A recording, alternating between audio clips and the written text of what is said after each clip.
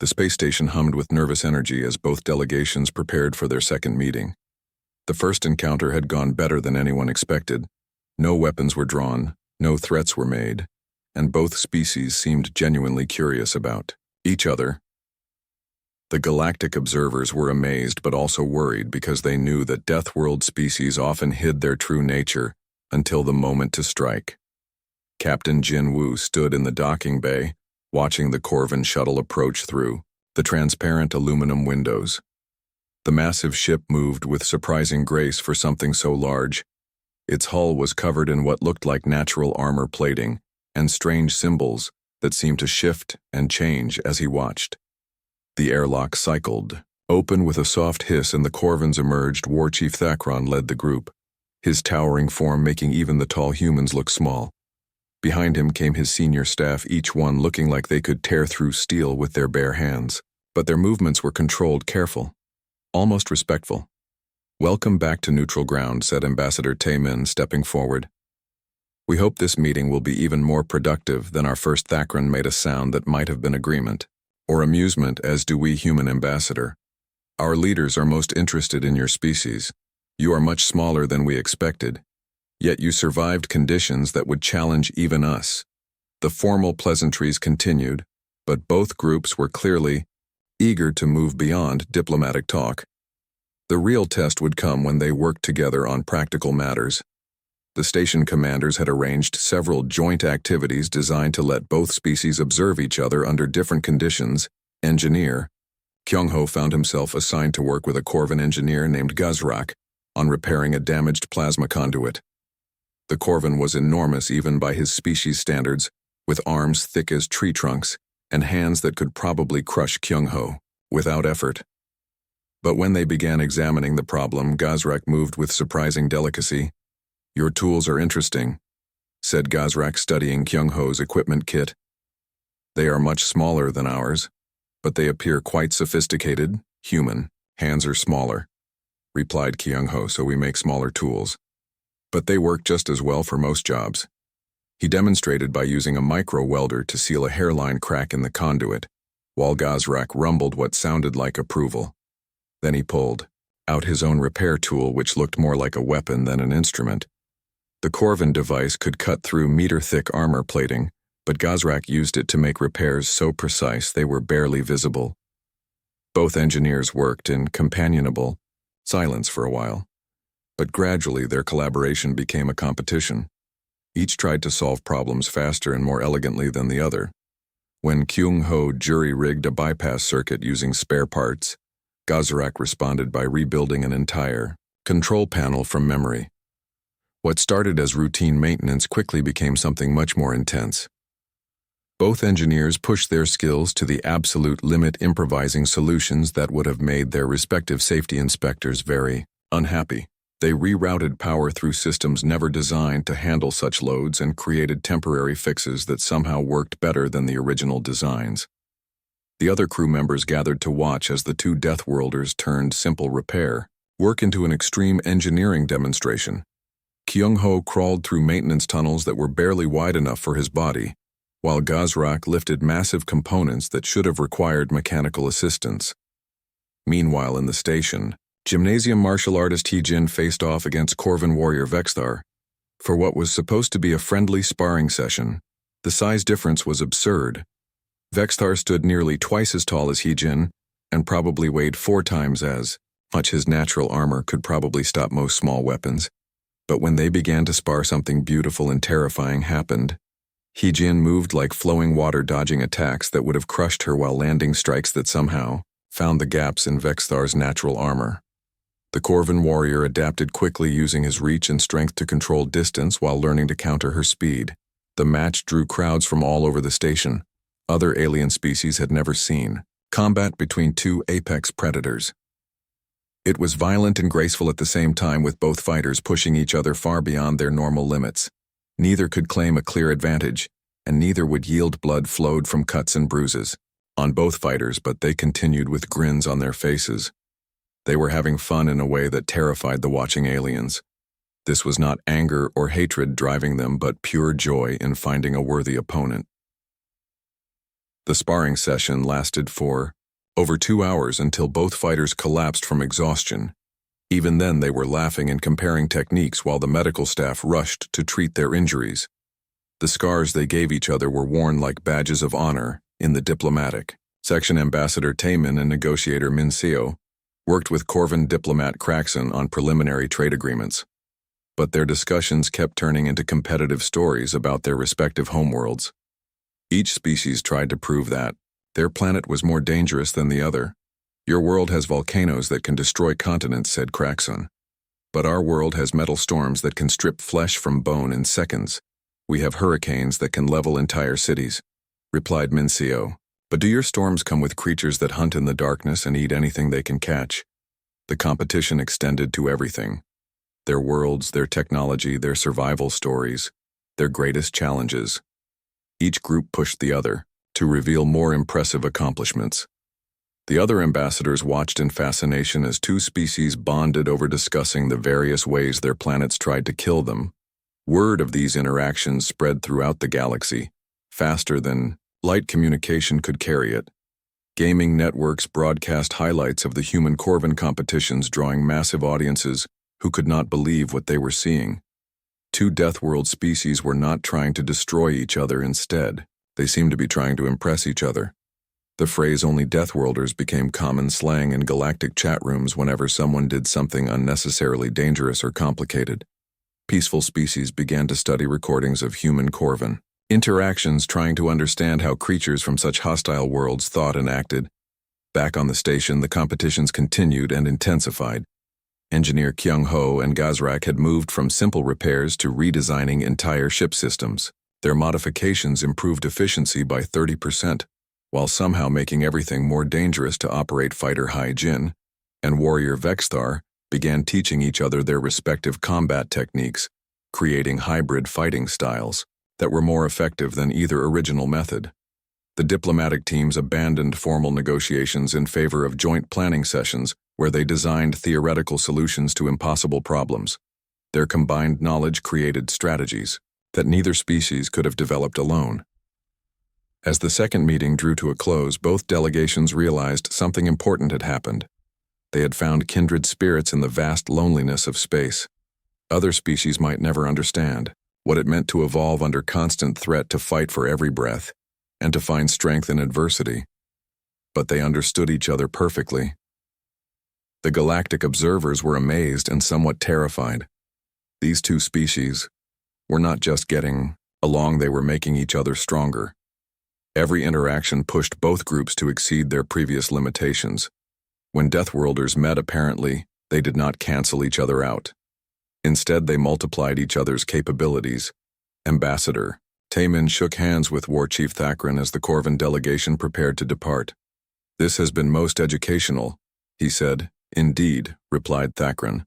"We look forward to our next encounter. Perhaps next time we can arrange more challenging tests." The watching galaxy shuddered at the implications. More challenging tests between two species that considered repairing plasma conduits while dodging electrical discharge to be entertainment. What would they think of as truly challenging? The massive doors of the Galactic Council chamber opened with a soft hiss. Ambassador Taemin walked through them wearing his best uniform. His heart was beating fast, but his face stayed calm. Behind him walked 6 other humans, all looking around at the huge room filled with strange alien creatures. The chamber was enormous, bigger than any building back on Earth. Hundreds of different alien species sat in floating chairs that moved around the room like slow dancing balloons. Some aliens looked like walking plants, others seemed made of liquid metal, and a few appeared to be just clouds of glowing gas. All of them were staring at the human delegation. Taemin had trained for this moment his entire life. He knew that Earth needed allies in this dangerous galaxy. Human ships were still slow and weak compared to most alien technology. Their weapons were primitive, and their knowledge of space travel was limited. But humans had one thing that most aliens did not understand. They never gave up. The council speaker was a tall blue creature with 4 arms and eyes that glowed like stars. It spoke in a voice that sounded like music mixed with thunder. "Welcome, humans of the planet called Earth. We have studied your world and your species. You come from what we classify as a Class 12 death world. Whispers filled the chamber like wind through leaves. Most aliens had never seen a creature from such a dangerous planet. Class 12 meant that almost any other species would die within hours of landing on Earth. The gravity alone would crush most of them, and the weather patterns would terrify civilizations that had lived in peace for thousands of years. Your planet has active volcanoes that can destroy entire continents. Continued, the speaker. Your oceans contain storms that could tear apart our strongest ships. Your land masses shift and crack, releasing forces that reshape geography overnight. Yet somehow, you not only survived, but became the dominant species. Taman stepped forward and bowed slightly. Thank you, honored speaker. We are grateful for this opportunity to join the galactic community. Humans have always believed that challenges make us stronger. Our world taught us to adapt, to survive, and to help each other. When times are difficult, an alien that looked like a giant butterfly made of crystal spoke up. But how do you handle conflict? Do you fight wars like the ancient barbaric species? We do fight when we must, answered Tamin honestly. But we also know when to make peace. We learned long ago that cooperation achieves more than endless war. Our greatest victories came when different human groups worked together against common threats. The speaker nodded slowly. This brings us to your first assignment, as potential council members. There is another species seeking membership. They also come from what we classify as a Class 12 death world. Their planet makes yours look almost peaceful. A holographic image appeared in the center of the chamber, showing a world covered in constant storms. The lightning was so thick it looked like glowing spider webs covering the entire planet. The image zoomed in to show oceans that boiled during the day and froze solid at night. Massive creatures moved through the toxic atmosphere like living ships. These are the Corvins, said the speaker. They evolved on a world where the atmosphere is poison to most life forms. Their gravity is twice as strong as yours. Their weather patterns include acid rain, metal storms, and electromagnetic pulses that would destroy most technology. Yet they built a civilization that spans their entire planet. The image changed to show the Corvins themselves. They stood nearly 3 meters tall with thick armor-like skin that looked harder than steel. Their limbs were long and powerful, ending in hands that could clearly crush metal like paper. Their heads were protected by natural bone plates, and their eyes glowed with intelligence. Your assignment continued. The speaker is to make contact with the Corvins. Establish peaceful relations if possible. Study their culture, learn their language, and determine if they can be trusted as members of our community. This has never been attempted before. 2. Death World. Species have never met under controlled conditions. Taman felt excitement rising in his chest. This was exactly the kind of challenge humans were made for. Meet another species that had survived impossible conditions. Learn from creatures who understood what it meant to fight for every day of existence. How long do we have for this mission, he asked. The speaker made a sound that might have been laughter. Time is not the concern. The concern is survival. Most council members believe that when 2 Death World species meet, the result will be immediate warfare or the complete destruction of the weaker species. But we hope otherwise, said another alien, this one resembling a walking tree. If 2 such species can find peace, it would prove that even the most dangerous civilizations can coexist. Such an example would inspire hope throughout the galaxy. Taman looked back at his team. Dr. So Young was already taking notes about Corvin physiology. Captain Jin Woo was studying the tactical implications of their size and strength. Engineer Kyung Ho was analyzing their technology level from the brief glimpses shown in the hologram. We accept this mission, said Taemin. When do we meet them? The meeting is already arranged, replied the speaker. A neutral space station has been prepared in the border region between your territories. Both delegations will arrive in 7 standard days. The station is heavily monitored and defended, but if violence occurs, there may be little we can do to stop it. Chamber fell silent as the weight of the moment settled on everyone present. 2 species that had clawed their way to the top of the most dangerous worlds in known space were about to meet face to face. No one knew what would happen when unstoppable force met immovable object. Taemin straightened his shoulders. We will not start any conflicts, but we will defend ourselves if necessary. Humans have learned that respect must be earned, not demanded. We hope the Corvins understand this as well. Speaker nodded approvingly. You show wisdom, young ambassador. Remember that the entire galaxy will be watching this encounter. Some expect warfare, others hope for peace. All will learn something about the nature of Deathworld species. As the formal session ended and the various aliens began to disperse, Timon gathered his team around him. The challenge ahead was unlike anything humans had ever faced. They were about to meet their equals, creatures who had survived conditions that would kill most life forms. Dr. So Young looked up from her notes. The medical data suggests they are incredibly strong and durable, but also highly intelligent. Their brain structure is complex enough to support advanced reasoning and emotional control. Captain Jinwoo frowned. Their size gives them obvious physical advantages, but that might make them overconfident. Our speed and flexibility could be decisive factors if things go wrong. Engineer Kyung-ho was more optimistic.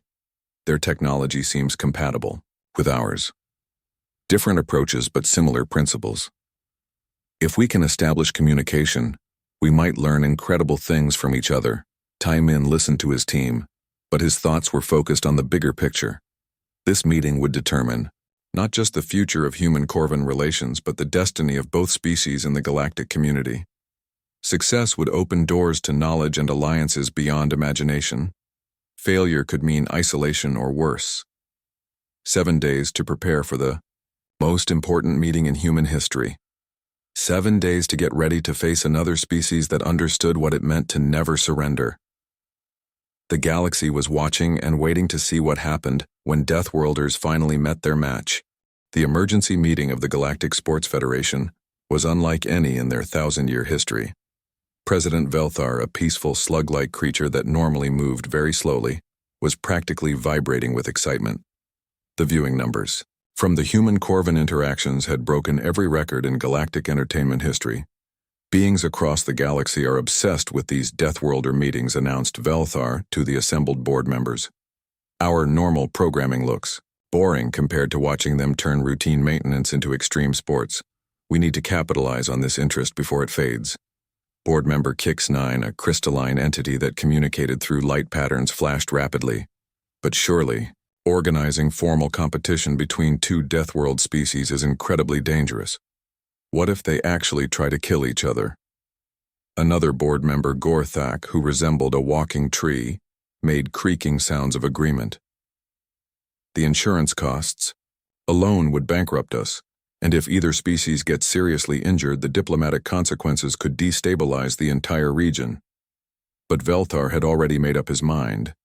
The potential profits were too enormous to ignore, and the galaxy was demanding more content, featuring the two most dangerous species ever discovered. We will take every precaution, he declared. Full medical teams, advanced safety equipment, and enough military presence to stop any serious conflicts. The proposal reached Earth within days. President Jae-sung read the official documents in his office overlooking the rebuilt Seoul skyline. The Galactic Sports Federation wanted to organize a formal competition between human and Corvin teams across 7 different categories. The entire event would be broadcast live to billions of viewers throughout known space.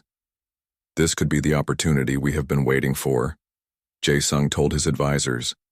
A chance to show the galaxy what humans are truly capable of while building stronger bonds with our new Corvin allies. Defense Minister Park Jin was less enthusiastic, sir. With respect, this sounds extremely dangerous. The Corvins are physically superior to us in almost every measurable way. Their strength, speed, and durability far exceed human limits. Even with rules and safety measures, people could die. But Jae-sung had already seen the preliminary viewer interest reports. The galaxy was fascinated by Deathworld species, and this competition could establish humanity as a major player in galactic politics. The diplomatic benefits alone would be worth the risks. The Corvin High Council had a similar discussion on their storm-racked homeworld war. Chief Thakron stood before the assembled leaders in their great hall built from the bones of massive creatures that once terrorized their world. The humans intrigue us, he reported. They are small and seemingly fragile, yet they possess the same fire that drives our own people. Elder Vrexcon, the oldest Corvin alive made rumbling sounds of consideration. These humans survived on a death world without natural armor or overwhelming physical strength. They must possess qualities we do not yet understand. This competition would let us test their true capabilities. Some council members worried about the implications of public failure. If humans proved inferior, it might damage the growing respect between the two species. But if humans proved equal or superior, it would force Corvins to reconsider their assumptions about strength and survival. The competition would consist of 7 challenges designed to test different aspects of Death World survival technology, development, combat trials, survival scenarios, strategic thinking, endurance tests, problem-solving under extreme pressure and team coordination. Each event would push both species to their absolute limits. Team Captain Dong Hyun was selected to lead the human delegation. His military background and natural leadership made him ideal for coordinating between different specialists. The team would include the best humanity had to offer in each category. Scientist Yunji would handle the technology development challenge. Her work on impossible engineering problems had already impressed Corvin engineers during the station meetings. She thrived under pressure and never accepted that something could not be done. Former Special Forces operative Wu Jin would represent humanity in single combat. His unconventional fighting style and ability to adapt quickly to new opponents made him the logical choice. Despite the obvious size and strength disadvantages, he had volunteered immediately when asked. The Corvin team was equally impressive. Their champion Zorvak the Unbroken had never lost a combat trial in over 200 matches. He viewed the upcoming fight with the human warrior as an interesting challenge but expected quick victory. Corvin scientist Thexara had developed weapons capable of cracking planetary surfaces and defensive systems that could withstand direct meteor impacts. She considered human technology primitive but admitted their approaches were creative as news of the competition spread. Betting pools opened across the galaxy. Most peaceful species placed odds heavily in favor of complete human defeat within the first few hours. Some calculated that Corvin physical advantages were simply too overwhelming to overcome. But a few observers noted something interesting in the preliminary data humans had never backed down from any challenge, no matter how impossible it seemed. Their entire history was filled with examples of smaller forces defeating larger ones, through determination, ingenuity, and absolute refusal to surrender. The competition venue was constructed in record time, a massive space station designed specifically for the event. It included multiple environments from Arctic wastelands to volcanic landscapes, allowing for diverse challenges that would test both species under different conditions. Advanced medical facilities were installed with trauma specialists from dozens of different worlds. The expectation was that serious injuries were inevitable when 2 Death World species competed at maximum intensity. Security forces from the Galactic Peacekeeping Authority established a perimeter around the station. Their orders were simple: prevent any conflicts from spreading beyond the competition area, but do not interfere with the events themselves unless genocide seemed imminent. The opening ceremony drew the largest live audience in galactic entertainment history. Beings from thousands of different worlds tuned in to watch 2 species that had clawed their way to the top of the most dangerous planets ever discovered. Human. Team Captain Dong Hyun led his delegation into the arena, wearing simple but practical uniforms that emphasized mobility and flexibility. Each team member carried equipment suited to their specialization, but nothing that looked overtly military or threatening. The Corvin team entered from the opposite side of the arena, and the size difference was immediately obvious. Even the smallest Corvin stood head and shoulders above the tallest human. Their natural armor gleamed under the arena lights, and their movement suggested barely contained power. War Chief Thakran stepped forward to address the assembled crowd. "We come here not as enemies, but as kindred spirits. Both our species understand what it means to fight for survival against impossible odds. This competition will show the galaxy the true strength that comes from such worlds." Ambassador Tai Min responded for the human team. Humanity has always believed that the greatest victories come not from overwhelming force, but from the determination to never surrender. We are honored to test ourselves against opponents who share our understanding of what it means to never give up. The crowd fell silent as both teams faced each other across the arena floor. Neither group showed any signs of backing down despite the obvious physical disparities. The sight of humans and Corvins standing ready for competition sent chills through audiences across known space. The first challenge would begin in 24 hours, giving both teams time for final preparations and allowing galactic audiences to place their final bets. Most money was still on Corvin victory, but a surprising number of smaller bets were placed on human persistence. In their preparation areas, both teams made final adjustments to equipment and strategy. The humans focused on teamwork and adaptability, while the Corvins emphasized individual excellence and overwhelming force. The galaxy held its breath waiting to see what would happen when two unstoppable forces finally met in direct competition. The survival challenge began at dawn on the artificial moon constructed specifically for the competition.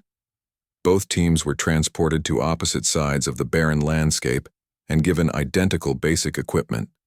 One emergency shelter kit, basic, tools, simple food rations, and water for 3 days. The goal was simple: establish a functioning base and survive for 72 hours. What made this challenge deadly was the environment itself. The moon had been designed to test Deathworld species, with extreme radiation levels that would kill most galactic citizens within hours. The geology was deliberately unstable with frequent groundquakes and rock slides. The local fauna consisted of engineered predators that hunted in coordinated packs. Most peaceful species would have immediately focused on finding shelter and hiding from the dangers. But both human and Corvin teams did something that shocked the galactic observers.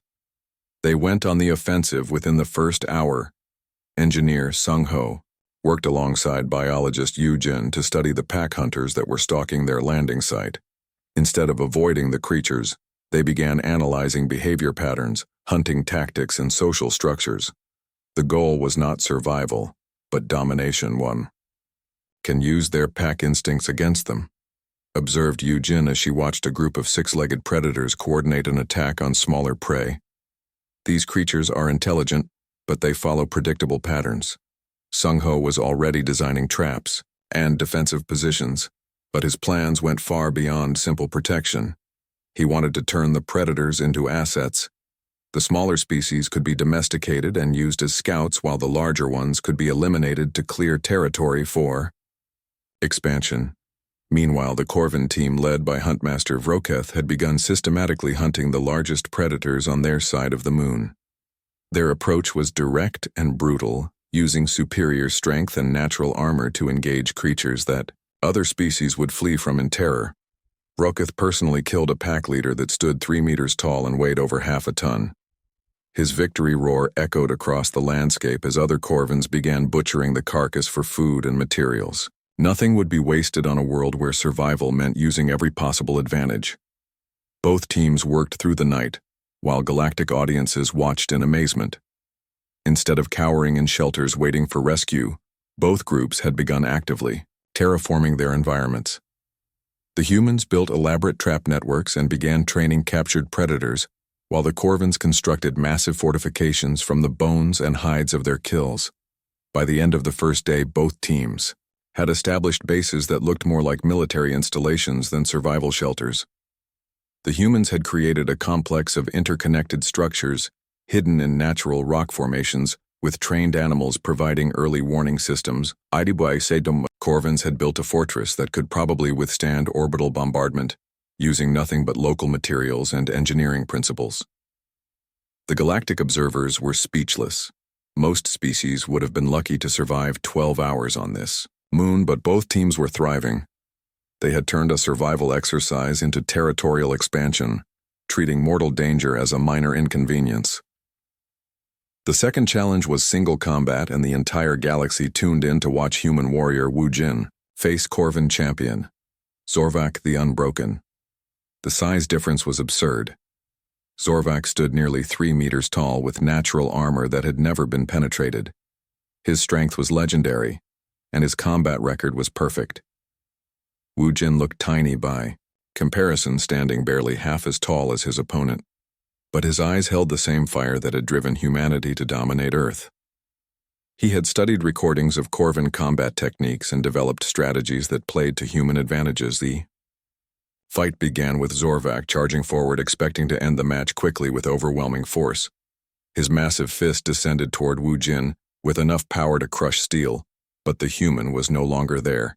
Speed and agility were humanity's greatest weapons against superior strength. Wu Jin flowed around Zorvak's attacks like water finding openings in the Corvan's guard, and landing precise strikes against joints and pressure points. His blows could not penetrate natural armor, but they could disrupt balance and coordination. What should have been a quick execution became an epic battle lasting over 3 hours. Zorvak adapted to the human's speed by using his reach and strength to control distance while learning to anticipate movement patterns, but Wu Jin countered by constantly changing tactics, never using the same approach twice. Both fighters drew blood and both refused to yield. The crowd watched in stunned silence as human determination met Corvan pride in a contest that pushed both warriors far beyond their normal limits. Neither would accept defeat even when exhaustion made every movement agony. The match ended when both fighters collapsed simultaneously, still trying to continue fighting even while unconscious. Medical teams rushed onto the arena floor, but both warriors regained consciousness before treatment was complete. The first words from each fighter were requests to continue the match. The technology development challenge saw scientist Yunji face off against Thixera in a problem that should have been impossible. Create a functional, faster-than-light communication device using only scrap materials from broken equipment. Both scientists had 4 hours and access to the same pile of electronic components. Yunji approached the challenge by completely ignoring established safety protocols and theoretical limitations. Human engineering philosophy focused on making things work, regardless of whether they should be possible. She began combining incompatible technologies in ways that made watching scientists cringe. Thixera used brute force engineering typical of Corvan technology. Her solution involved massive power draws and components pushed far beyond rated specifications. The Corvan approach was to overwhelm problems with raw energy until they stopped being problems. Both scientists worked with intensity that bordered on madness. Sparks flew, components overheated, and small explosions occurred regularly as they pushed alien technology to its absolute limits. Their solutions were equally effective and equally likely to explode catastrophically. The endurance trials pushed both teams through challenges that would kill most galactic citizens. They ran through obstacle courses filled with deadly traps, swam through corrosive chemicals that burned exposed skin, and climbed vertical surfaces while carrying weights equal to their body mass.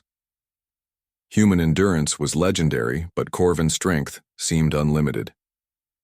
The competition became a test of different philosophies. Humans conserved energy and used technique, while Corvans relied on raw power and natural durability. Both approaches worked, but in completely different ways. As the challenges progressed, something unexpected began happening.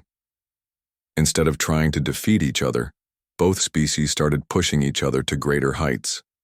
Every human success motivated the Corvans to exceed their previous performance. Every Corvan achievement drove the humans to find new ways to compete. The competition was transforming from a contest into a collaboration.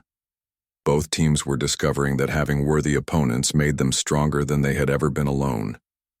The galaxy watched in awe as two Deathworld species elevated each other to legendary status. Strategic warfare simulations showed both teams' tactical brilliance. Humans relied on flexibility and adaptation, while Corvans used overwhelming force and direct action. When forced to work together, their combined strategies were more effective than either approach alone. Problem-solving under pressure revealed that both species thrived in chaos situations that would paralyze other civilizations. Energized Deathworlders. They found solutions to impossible problems by refusing to accept that anything was truly impossible. Team coordination challenges showed perfect symmetry. Human creativity complemented Corvan determination, while Corvan strength supported human agility. Together they accomplished tasks that neither species could have managed individually. The final preliminary scores were announced to a galaxy holding its breath. The competition was essentially tied, with both teams having won different challenges through completely different approaches. Neither species had achieved dominance. Instead, They had achieved something much more valuable: mutual respect and recognition. The last challenge would require both teams to work together, facing a crisis that threatened everyone on the station. The galaxy waited to see what would happen when cooperation replaced competition between two species that had never learned to surrender. The emergency sirens wailed across the massive competition station as automated systems detected multiple critical failures occurring simultaneously. This was not part of the planned final challenge. This was real disaster striking at the worst possible moment, with billions of viewers watching live across the galaxy. Commander Hyun-woo was reviewing tactical data when the first explosion shook the station hard enough to throw him against the wall. Emergency lights bathed everything in red as reports flooded in from all sections: hull breaches in the civilian quarters, reactor instability in the power core, toxic gas leaks in the life support systems, and unknown hostile forces had somehow breached the outer defenses. War Chief Thakron received the same reports in the Corvin preparation area, but his reaction was immediate and decisive. "This is not a test," he announced to his team. "This station holds over 10,000 beings from dozens of different species. If we do not act quickly, they will all die." Both leaders reached the same conclusion within seconds. The competition no longer mattered. The only thing that mattered was saving lives on a scale that neither species had ever attempted before. They needed to work together, and they needed to do it perfectly. The first joint command meeting lasted exactly 30 seconds. Hyun-woo and Thakron established a combined leadership structure without argument or negotiation. Human flexibility would handle the complex coordination, while Corvin's strength would tackle the physical challenges. Neither species wasted time on pride when lives were at stake. Scientist Yoonji and engineer Thexara found themselves working side by side in the reactor control room, where unstable containment fields threatened to turn the entire station into a miniature star. The human approach of creative solutions merged perfectly with the Corvin method of brute force engineering. "We need to reroute the plasma flow through the secondary conduits," said Hyunji while her hands flew over alien control interfaces. But the connections were never designed to handle this much energy. Thexara solved the problem by physically holding damaged components in place while the rerouting was completed. Her natural armor protected her from radiation that would have killed most species, while her strength kept critical systems from tearing themselves apart in the civilian evacuation areas. Engineer Sung-ho found himself crawling through maintenance tunnels that were barely wide enough for human shoulders, while Corvin warriors used their strength to move massive debris that blocked escape routes. The combination was perfect. Humans could reach spaces that Corvins could not access, while Corvins could clear obstacles that humans could not move. The toxic gas emergency required both species working in perfect coordination. Human pilot Subin flew emergency shuttles through collapsing station corridors that were filled with poison, while Corvin navigator Gregson calculated impossible flight paths in real time. Their combined skills made rescue flights possible in conditions that should have been instantly fatal. Fighter Hyojin and warrior Vexthar led combined teams against the hostile boarding parties that had somehow penetrated station defenses. The enemies were revealed to be automated defense drones that had malfunctioned and begun attacking everyone they encountered. The combat was brutal and desperate. Human speed and agility allowed them to avoid the drones' heavy weapons, while Corvin's strength let them tear the machines apart with bare hands. Working together, they cleared entire sections of the station that would have been impossible for either species to handle alone. Dr. Yujin coordinated medical teams treating casualties from dozens of different species. Each alien race had different physiological needs and tolerances. Her human knowledge of biological diversity combined with Corvin understanding of trauma medicine to save lives that would otherwise have been lost. The most dangerous mission fell to engineer Kyung-ho and his Corvin partner Gazrak. They had to manually repair the station's main structural supports, while the entire facility was slowly tearing itself apart. The work required climbing through unstable frameworks while massive components shifted and threatened to crush anyone caught beneath them. Both engineers worked with the same intensity they had shown during their earlier competitions, but now lives depended on their success. Kyung-ho squeezed through gaps that would have trapped larger beings, while Gazrak held entire sections of the station together through pure physical strength. The rescue operation lasted 18 hours without pause. Both species pushed themselves far beyond normal endurance limits, but neither would stop while people remained in danger. Human determination combined with Corvan power created solutions that saved every single person on the station. The final evacuation was completed just as the station's main structure finally gave way. Thousands of beings from across the galaxy watched as the massive facility slowly broke apart, but everyone was already safely aboard rescue ships, thanks to the combined efforts of two Deathworld species working in perfect harmony. The aftermath created legends that would be told throughout the galaxy for generations. Both human and Corvan team members had performed feats that seemed impossible, but the real miracle was how naturally they had worked together. Each species' strengths had perfectly complemented the other's capabilities. The galactic audience had witnessed something unprecedented. Two species that should have been mortal enemies had instead become the perfect team. Their differences had not created conflict, instead they had created synergy that made both groups stronger than either could have been alone. The Galactic Council immediately approved full membership for both species, not as separate entities but as allied civilizations. The rescue operation had proven that Deathworld species brought unique value to galactic society. Their willingness to face impossible odds had saved thousands of lives. Trade agreements were signed within days. Technology exchange programs were established and joint exploration missions were planned. The Human-Corvan alliance became the foundation for a new era of galactic cooperation. Most importantly, the galaxy learned that Deathworld species were not inherently violent or destructive. They had evolved in harsh conditions that taught them to value life and to never give up when others depended on them. These were exactly the qualities needed for the dangerous work of expanding civilization into unknown regions. Years later, when new threats emerged from the galactic rim, the combined Human-Corvan response fleets were always the first to volunteer for the most dangerous missions.